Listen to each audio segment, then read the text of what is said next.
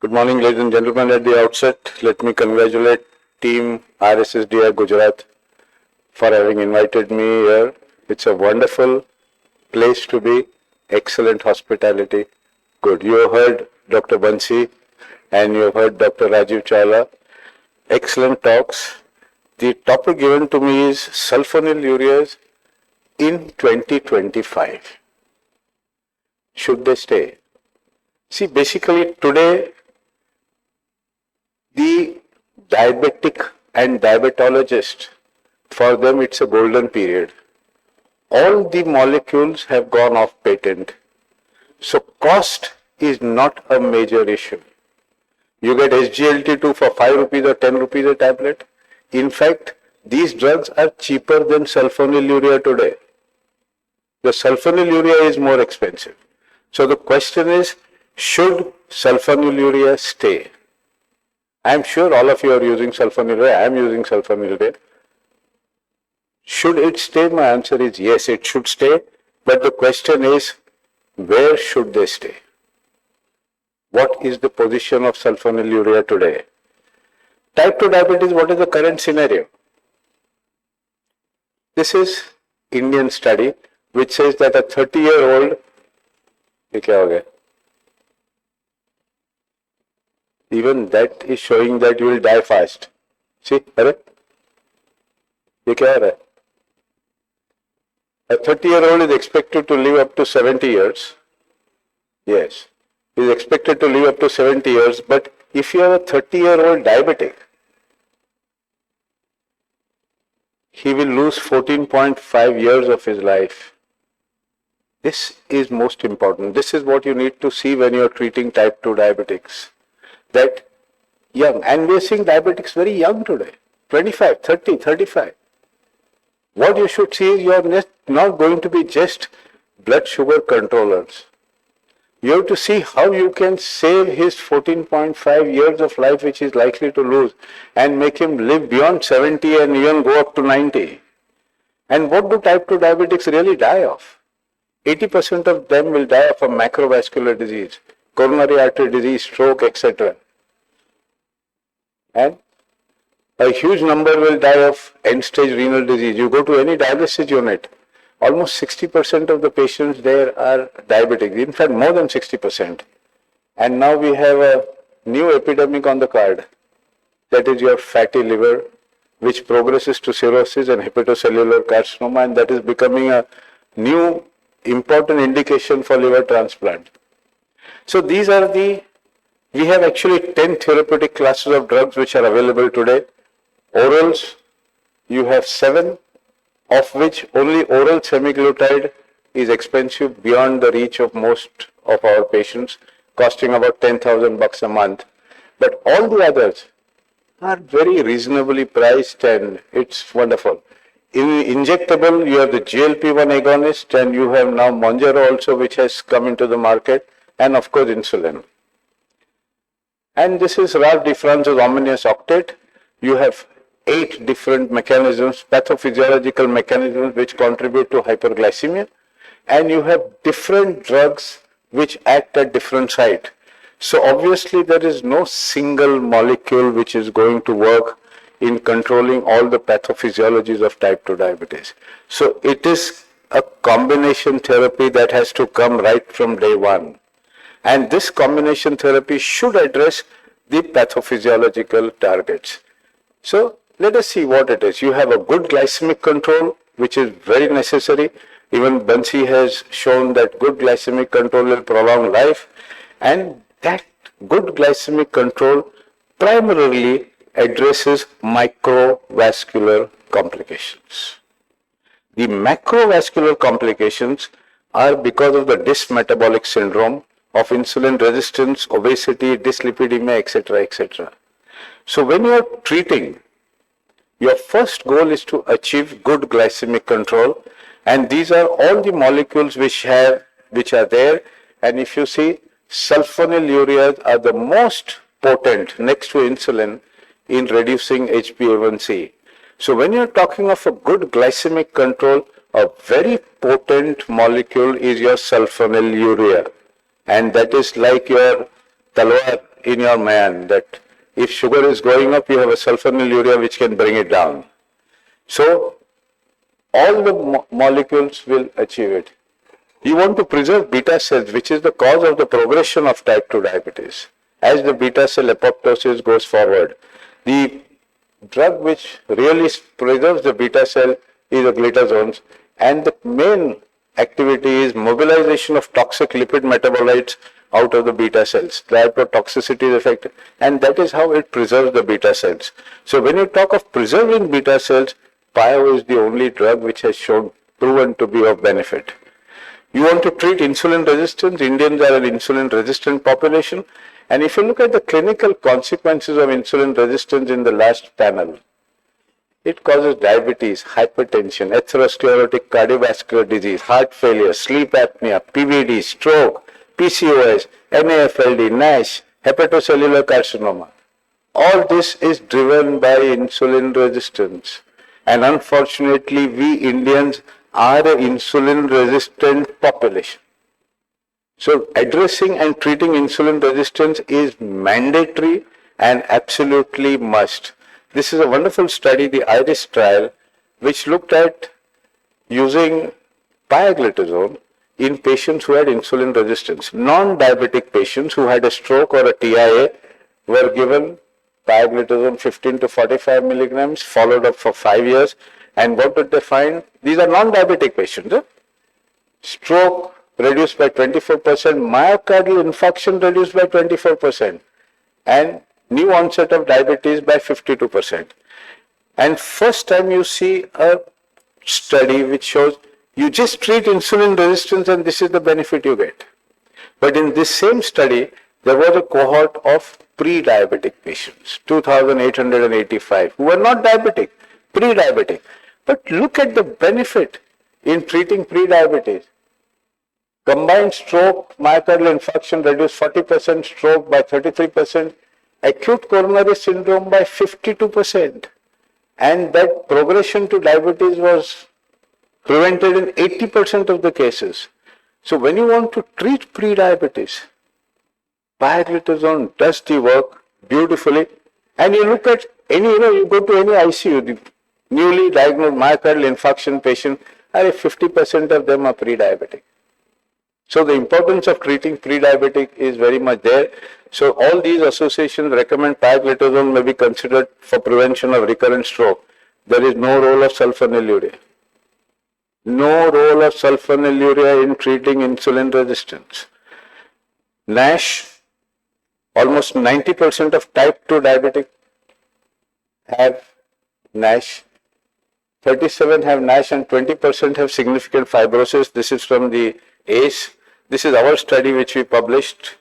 Here we found that the prevalence of fatty liver across the board was about 75%. Prevalence of fibrosis was 27%.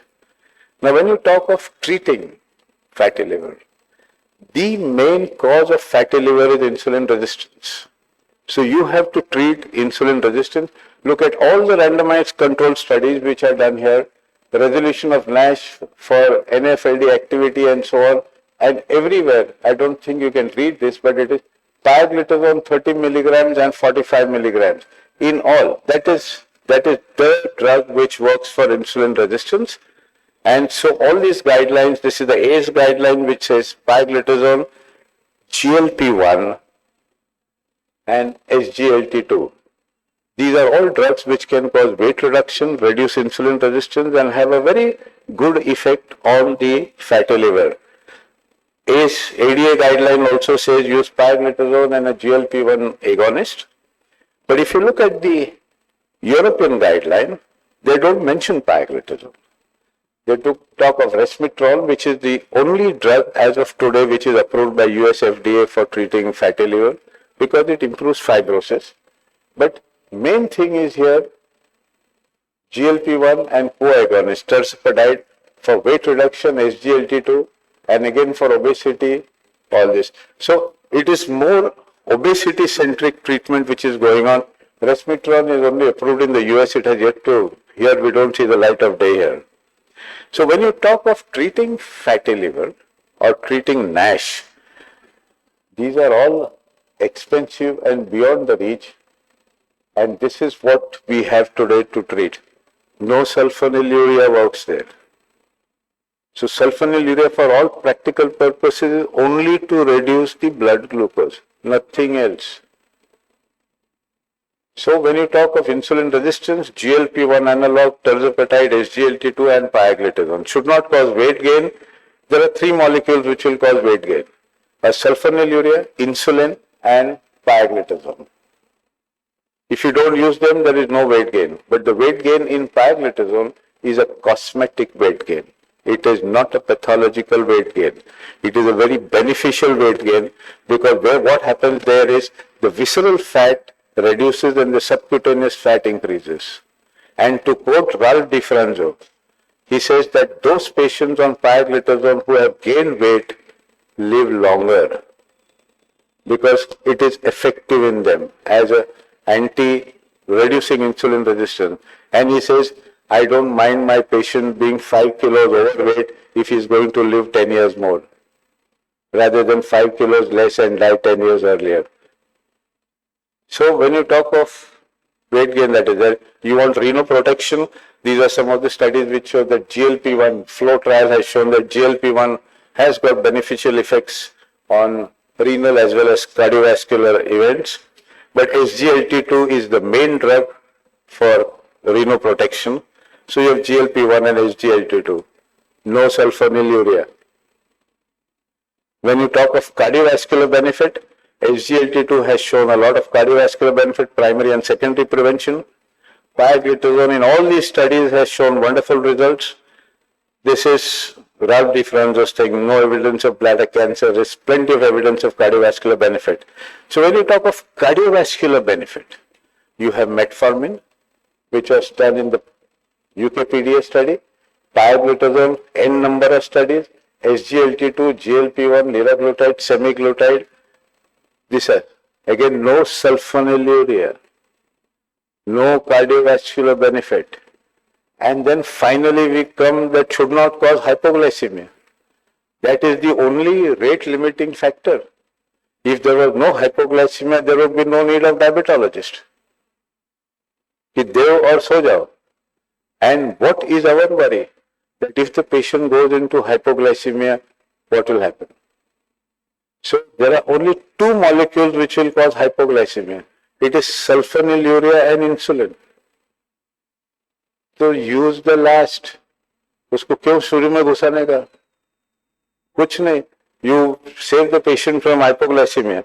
So these are the molecules which you can use very comfortably without the risk of hypoglycemia, with all the benefits that you were looking at. There are only two molecules which don't show any benefit anywhere except lowering sugar, is sulfonylurea and insulin.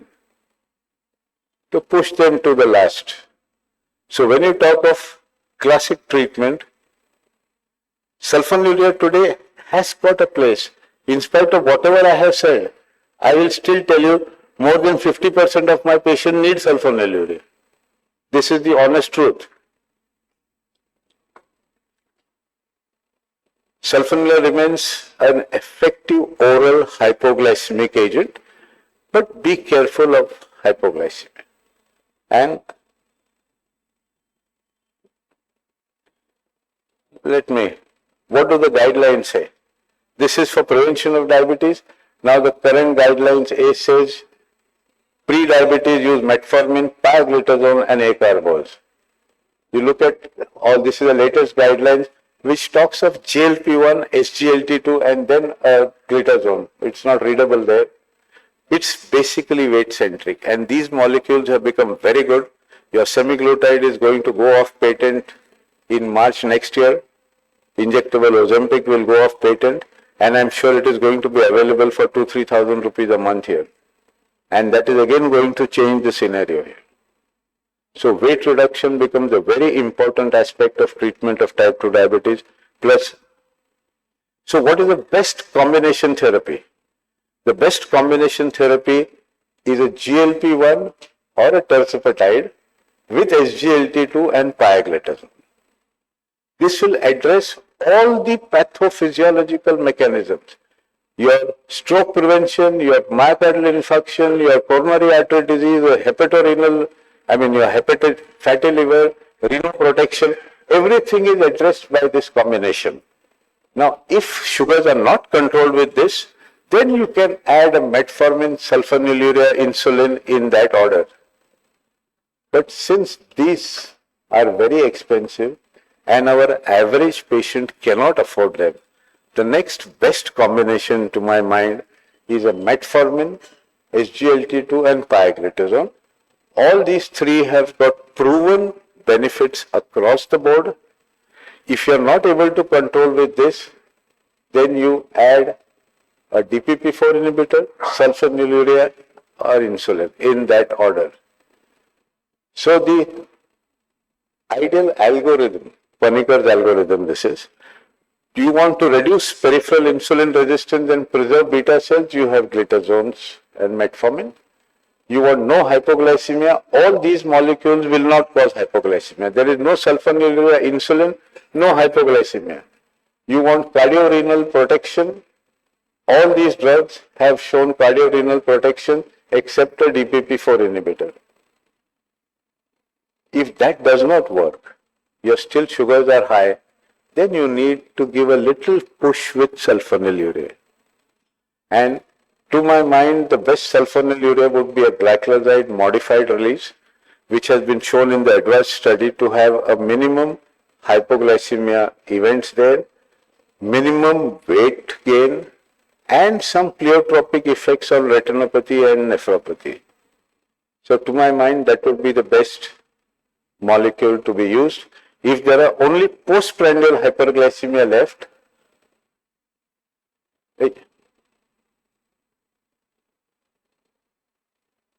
if only postprandial hyperglycemia, you can use alpha glucosidase inhibitor. And if this also doesn't work, your sugars are still high, so insulin chalu karo na. That would be the ideal format. So where does sulfonylurea fit in? After you have used all this, that would be the second last and this would be the last. So that is where the positioning is. But sulfonylurea is a very important molecule for use because most of your patients will need that in addition to all this. But use it cautiously so that no hypoglycemia. Thank you very much, ladies and gentlemen.